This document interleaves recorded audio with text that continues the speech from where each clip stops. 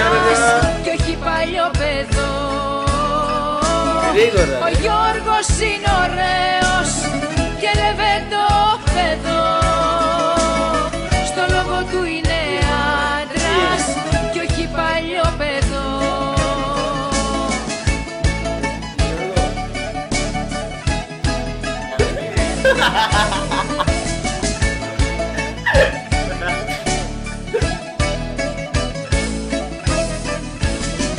Ο Γιώργος κάνει τις δουλειές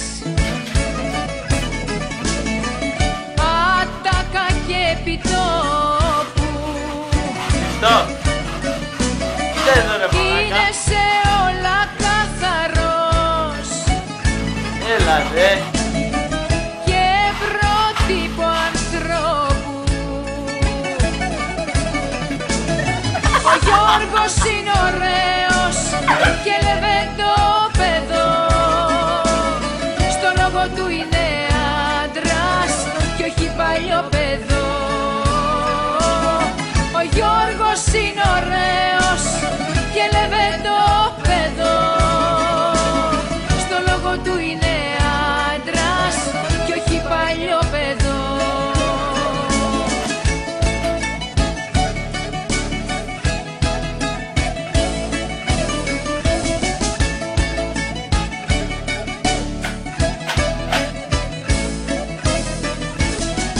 Ο Γιώργος ξέρει να τολμά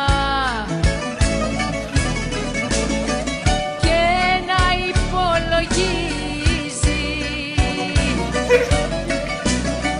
και στη γυναίκα που αγαπά τα πάντα της χαρίζει.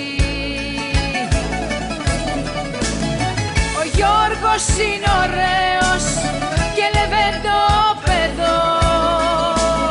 Στο λόγο του είναι άντρας κι όχι παλιό παιδό.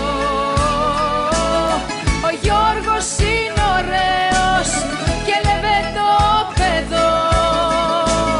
Στο λόγο του είναι άντρας κι όχι παλιό παιδό.